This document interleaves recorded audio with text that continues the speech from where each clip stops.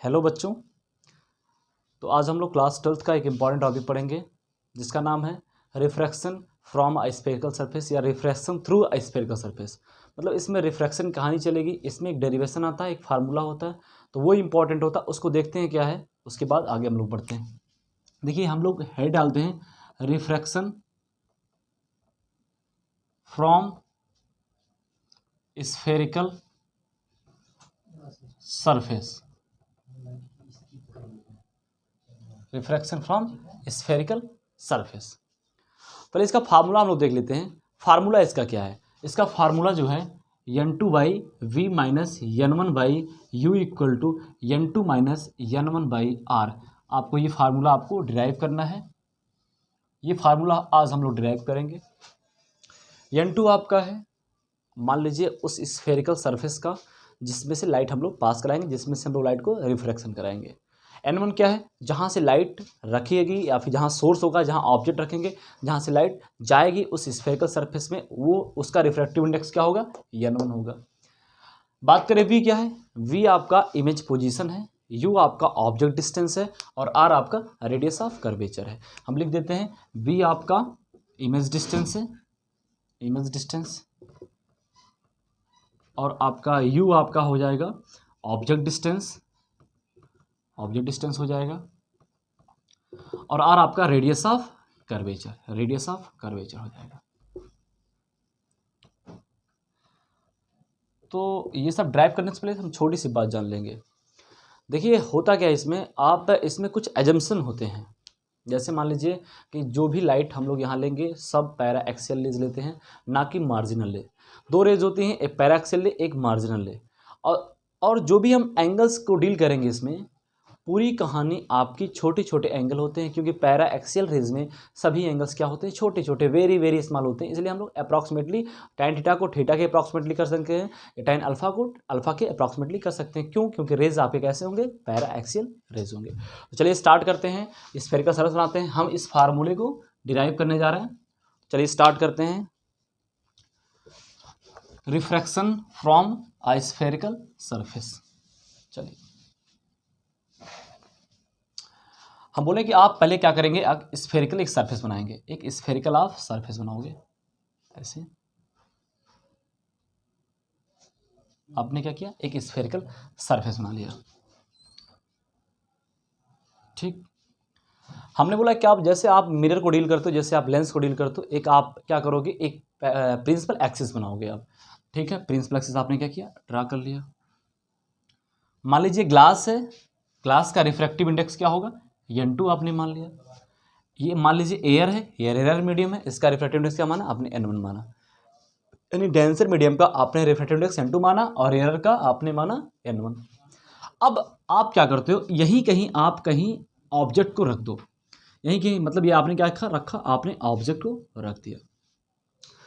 अब देखिए ये मान लीजिए कुछ है स्फेरिकल सरफेस, तो पक्का यहाँ पे इसका सेंटर ऑफ कर्वेचर कुछ होगा, सी मान लेते हैं। ठीक, तो मान लीजिए लाइट यहाँ से निकलती है, जब भी हम लोग ऑब्जेक्ट रखते हैं कहीं प्रिंसिपल एक्सिस पे, तो लाइट हमेशा ऑब्जेक्ट से ही निकालते हैं हम लोग। तो मान लीजिए यहाँ से रे ऑफ लाइट क्या हुई? निकली लाइट यहाँ से गई। अब हम आपको बता दें कि इस पर आपको नॉर्मल बनाना है। यहाँ पे रिफ्रैक्शन स्टार्ट होगा, क्योंकि ग्लास है, ये क्या है? ग्लास है, स्फेरिकल सरफेस है, ग्लास है। यहाँ पे क्या करेगी लाइट? क्या करेगी? अपना रिफ्रैक्शन स्टार्ट करेगी। तो रिफ्रैक्शन स्टार्ट करने से पहले आपको नॉर्मल के बारे में थोड़ा सा नॉलेज होना चाहिए। मतलब स्फेरिकल है, स्फेयर है, और स्फेयर में हमेशा जो नॉर्मल पास करता है वो सेंटर ऑफ द सर्कल से, सेंटर ऑफ द स्फेयर से पास करता है। अभी यहाँ की बात करें तो यहाँ से जो नॉर्मल बनाएंगे वो सरफेस के परपेंडिकुलर होगा, और दूसरी बात वो सेंटर ऑफ कर्वेचर से क्या करेगा? पास करेगा। अब सेंटर ऑफ कर्वेचर से पास कर गया नॉर्मल, हमको पता चल गया। अब यहाँ से आपको पता है कि सब जब कोई रे ऑफ लाइट है रेयर मीडियम से डेंसर मीडियम में एंटर करती है तो अपने नॉर्मल की तरफ बेंड हो जाती है। ठीक है, यहाँ पे जाना था इसको सीधे, लेकिन ना जाके क्या हुआ? थोड़ा सा बेंड होके आगे जाके मिला। यानी यहाँ पे क्या हुई? इसकी इमेज की फॉर्मेशन हुआ। यहाँ पे इमेज क्या हुआ? इमेज का फॉर्मेशन हुआ। ठीक है, बात करें अगर एंगल ऑफ इंसिडेंस की बात करें, एंगल यहाँ पे इंसिडेंस हुआ, इसको आप आई माने। यहाँ पे एंगल क्या हुआ? रिफ्रैक्ट हुआ, इसको एंगल आर माने। तो हम एंगल आई को आप θ1 से रिप्रेजेंट करोगे, एंगल आर को आप θ2 से रिप्रेजेंट करोगे।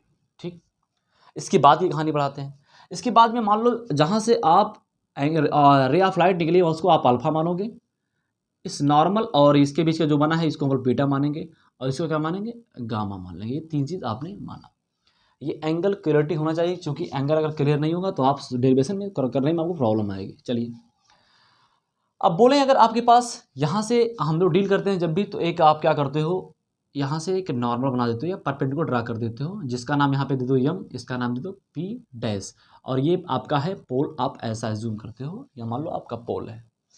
तो इसमें कुछ एजम्पशन ये होते हैं कि पहली बात, all rays are paraxial rays, ठीक। और दूसरी बात यहाँ पे ये होती है कि दूसरी बात यहाँ पे ये होगी कि ये जो आप P है वो टेंड्स टू P डैश, यानी ये P डैश और P में कोई डिफरेंस नहीं है। हम लोग एजम्पशन मानते हैं, ये एजम्पशन आपके हैं, जब इसका डेरिवेशन जब भी हम करते हैं तो एजम्पशन मान के हम करते हैं कि P डैश अप्रॉक्सीमेटली P के ही इक्वल होगा, यानी मतलब ये P जो है ये P डैश ही मानेंगे आप, ठीक है। अब इसमें आपको कहानी करनी है क्या, हम इसमें कुछ ट्रायंगल लेते हैं, इसमें ट्रायंगल लेते हैं। अगर हम ट्रायंगल बात करें, हम इस मान लें O, इन ट्रायंगल ओ यम सी की बात करें, ध्यान दीजिएगा बच्चों, ओ यम सी की बात करें, इस ट्रायंगल की बात करें अगर हम, तो इसमें आप देखोगे सर ये जो एंगल है ना, ये इस ट्रायंगल का एक्सटीरियर एंगल है। रिपीट कर रहे हैं, ये जो एंगल है θ1 या आई, वैसे हम आई को अब रिप्रेजेंट नहीं करेंगे, यहाँ पे θ1 मानेंगे क्योंकि आई को हमने θ1 माना है। तो ये θ1 होगा इस ट्रायंगल का एक्सटीरियर एंगल होगा। तो हम बोल सकते हैं सर किसी ट्रायंगल के अंदर के जो दो एंगल होंगे उनका जो सम होगा वो अल्टरनेट एक्सटीरियर एंगल के इक्वल होता है। यानी हम कहने का मतलब ये कि θ1 जो होगा आपका वो आपका अल्फा प्लस बीटा के इक्वल हो जाएगा, ये आप कर लोगे। दूसरी बात हम बोले दूसरा ट्रायंगल लेते हैं आप, अब दूसरा ट्रायंगल आप जब लोगे आप तो यहाँ पे आप पाओगे कि ये जो बीटा होगा इस ट्रायंगल का, हम दिखा रहे हैं इन ट्रायंगल यम सी आई, इन ट्रायंगल यम सी आई, आप देखोगे जब यम सी आई ये ट्रायंगल में जो बीटा होगा वो क्या होगा, इस θ2 और प्लस गामा के क्या होगा, इक्वल होगा। ये कैसे हो रहा है, किसी ट्रायंगल की बात करें, हम ट्रायंगल बता देते हैं आपको। मान लीजिए ट्रायंगल है, ये क्या है, ट्रायंगल है, इस ट्रायंगल का एंगल मान लीजिए कि आपका θ1 है, ये θ2 है, ये θ3 है, θ3 है। हम बोलें ये एंगल कोई एक्सटीरियर एंगल, ये क्या है, कोई एक्सटीरियर, उस ट्रायंगल का कोई एक्सटीरियर एंगल है, इसका नाम दे दिए कुछ भी, अल्फा मान लीजिए। तो हम बोले जो अल्फा होगा ना वो θ1 प्लस θ2 के इक्वल होगा। किसी भी ट्रायंगल के इंटीरियर टू एंगल्स जो होते हैं उनका जो सम होता है वो एक्सटीरियर अल्टरनेट एक्सटीरियर एंगल के इक्वल होते हैं। तो हमने ये कहानी यहाँ पे चला रखी है। तो चलिए ये हुआ। अब इसकी बात करें, हम आपको बता दें कि हम आपसे बोलें कि थीटा क्या होगा, θ1 θ2 alpha beta and gamma are very small angles, ये सब जो एंगल्स हैं बहुत छोटे छोटे एंगल है। क्यों, क्योंकि ये पूरी रेस की कहानी जो चल रही है वो पैरा एक्सियल रेस की कहानी चल रही है, ठीक। अब देखिए हम डील करते हैं यहाँ पे, हम बोल सकते हैं इस ट्रायंगल को पकड़ते हैं, देखिएगा इस ट्रायंगल को पकड़ते हैं, ये आपका है, यहाँ से फिर करना है, हम बोले इस ट्रायंगल की बात करें, triangle O M P dash, in triangle O M P dash, हम बोलते हैं यहाँ पे in triangle O M P dash, जो tan अल्फ़ा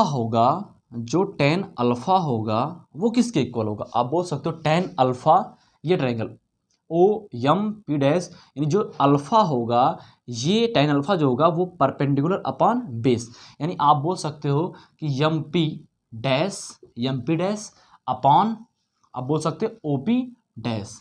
और हम बता दें ये आप इसको क्या करोगे, हाइट को कंसिडर कर लोगे, बोलोगे ये हाइट है, यानी एम पी क्या है, हाइट है।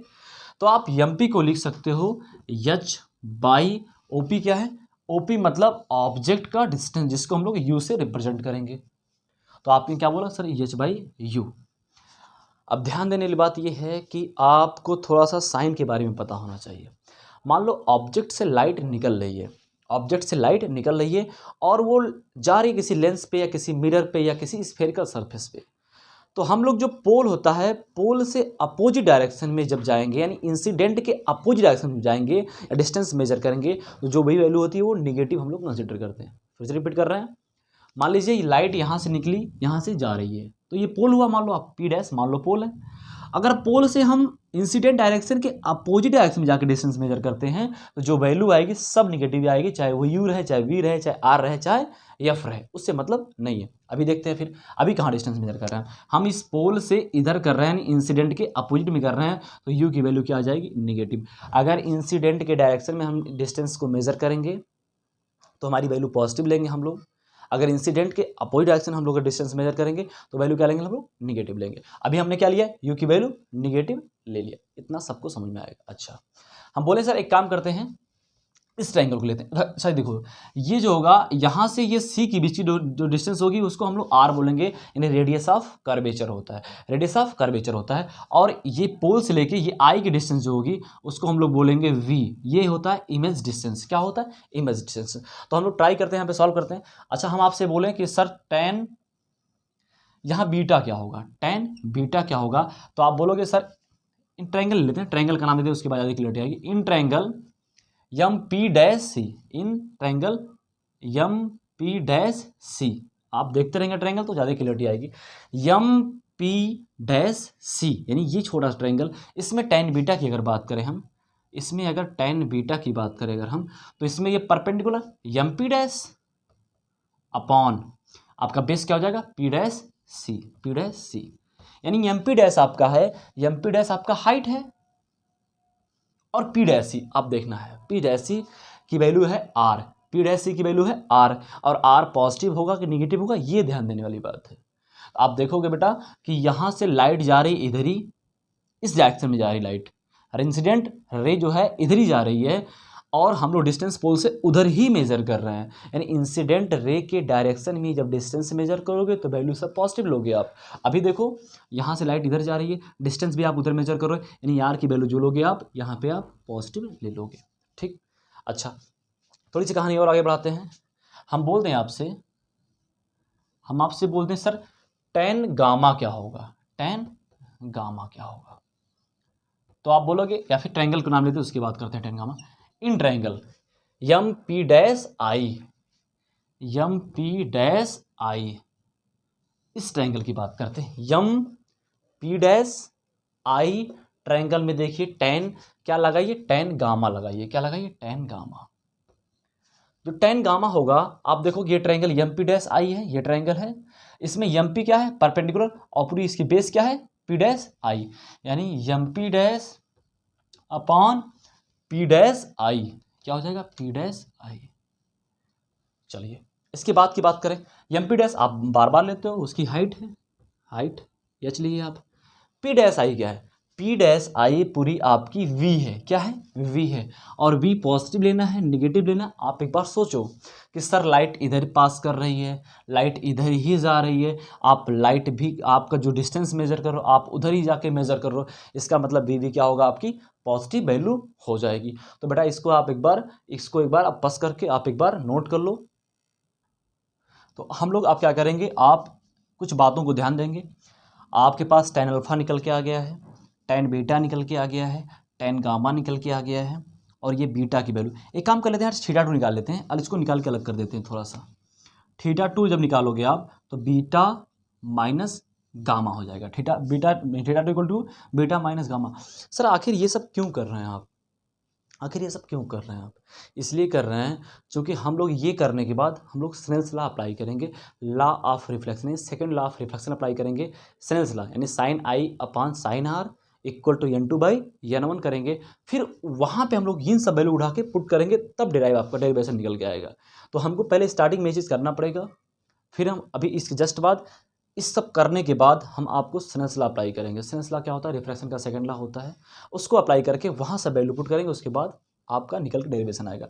तो दो तीन बात आपको ध्यान रखने हैं, तो अभी इसको इरेज कर रहे हैं, आप इसको नोट कर लीजिएगा। चलिए आपको दो तीन बातें हम यहाँ कॉर्नर पे नोट कर देते हैं ताकि आप देखते रहेंगे।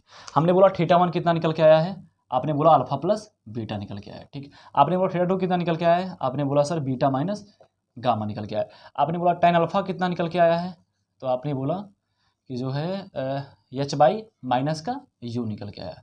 फिर आपने बोला टेन बीटा कितना निकल के आया है, तो आप बोलोगे एच बाई आर निकल के आया। फिर हमने बोला टेन गामा कितना निकल के आया है, तो आप बोलोगे एच बाई वी निकल के आया है। ये नहीं, ये चीज़ आप दिमाग में बैठाए रहेंगे अभी के लिए, ये चीज़ आपके दिमाग में रहेगा। हमने ये सब निकाला है। अब इसके बाद हम स्नेल्स लॉ अप्लाई करते हैं। Second law of refraction, second law of refraction apply करेंगे।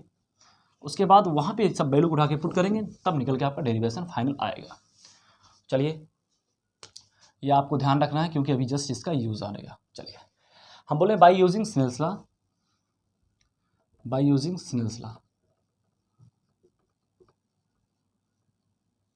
तो आपको पता है सेकेंड लॉ ऑफ रिफ्रैक्शन क्या होता है। The ratio of sine of incident to the ratio of sine of refraction is equal to constant. यानी वो कांस्टेंट क्या होता है, रिफ्रैक्टिव इंडेक्स होता है। तो आप लिख सकते हो sine i upon sine r equal to n two by n one, n two by n one, ये होता है आपका स्नेल्स लॉ होता है।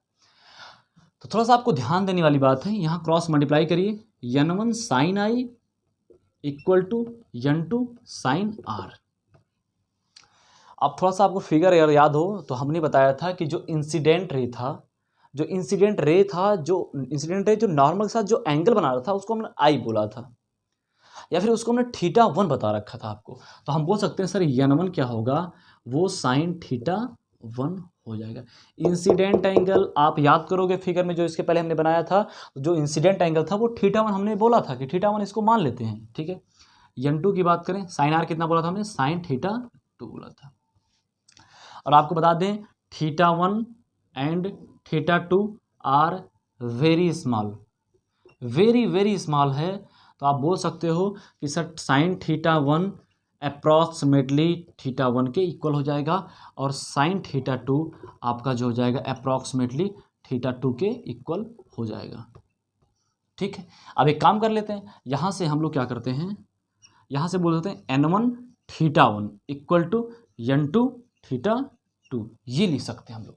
जब हम बोलें ये अप्रॉक्सीमेटली इसके इक्वल होगा तो आप ये चीज़ लिख सकते हो, ठीक है। यानी आप थीटा वन की जगह आप ये वैल्यू पुट करो, यानी n one alpha plus beta. अब इसका यूज़ आया है, थीटा वन की वैल्यू अब ये पुट करोगे equal to n two theta two की वैल्यू आप बीटा माइनस गामा पुट करोगे, ठीक है। और हमने एक बात और बोला कि alpha beta and gamma are very very small, very very small. बेटा देखो ये सब क्यों हो रहा है, स्मॉल क्यों हो रहा है, क्योंकि ये पैरा एक्सियल रेज हैं, पैरा एक्सियल रेज हैं और उनमें ये सब एंगल छोटे छोटे होते हैं। तो आप बोल सकते हो सर टैन अल्फ़ा जो होगा वो अप्रॉक्सीमेटली अल्फ़ा के इक्वल होगा, और जो टैन बीटा होगा वो अप्रॉक्सीमेटली बीटा के इक्वल होगा, और जो टैन गामा होगा वो अप्रॉक्सीमेटली गामा के इक्वल हो जाएगा। यानी अब क्या कर सकते हो आप, जहाँ जहाँ अल्फ़ा बीटा गामा वहाँ आप वैल्यू पुट कर सकते हो। यानी अल्फ़ा की value tan alpha plus tan beta लिख सकते हो, ठीक। Tan alpha plus tan beta लिख सकते हो इक्वल टू एन टू की बात करें, यहाँ थीटा टू की जगह पे आप ये है बीटा, तो आप यहाँ लिख सकते हो tan beta minus tan gamma लिख सकते हो, ठीक। अच्छा, अब टैन अल्फ़ा टैन बीटा की वैल्यू आपको पता है ये सब, अब उठा के वैल्यू ये सब पुट कर दो आप। तो जब वैल्यू आप पुट करोगे तो आप पाओगे कि एन वन, अब देखते रहिएगा, टैन अल्फ़ा की वैल्यू कितनी है, h by minus u, h by minus u है, प्लस टैन बीटा की वैल्यू कितनी है, h by r, h by r है, ये आपने कर दिया, equal to n two tan beta की वैल्यू कितनी है, h by r, h by r. फिर आप बोलोगे माइनस टैन गामा की वैल्यू कितनी है, h by b, h by b. अब एक काम करो, एच को कॉमन निकाल लो, सब में से एच को कॉमन निकालो, तो आप बोलोगे n one h one upon minus का u plus one upon R. फिर आप बोलोगे सर यहाँ से भी एच निकालिए, तो आप क्या करो, सब यहाँ से एच बना देते हैं, कंफ्यूज नहीं होगी आप, एच है, ये एच है, आप एच क्या नहीं है कॉमन निकाले, n one upon r minus one upon b आपके पास बचा, ठीक। एच से एच क्या हुआ, कैंसिल हो गया, तो बचा आपके पास, इसको अंदर मल्टीप्लाई करते हैं, n1 बाई माइनस का u plus n1 by r equal to, इसको अंदर मल्टीप्लाई करते हैं, n2 by r minus n2 by b. बेटा कुछ नहीं है, छोटी छोटी बातें हैं, आपको ध्यान देने की जरूरत है। हम ये सब क्यों किए थे स्टार्टिंग में, इसलिए किए थे ताकि ये सब बाद में यूज़ जब आए तो आप इसको ऐसे कर सको। अब एक काम करते हैं, जो बी वाला टर्म है इधर भेज दो और ये आर वाला उधर भेजो। तो आपने बी वाले को जो भेजा इधर, तो n2 बाई क्या हो जाएगा इधर आके, n2 बाई बी हो जाएगा और ये बचेगा माइनस n1 बाई यू बचेगा।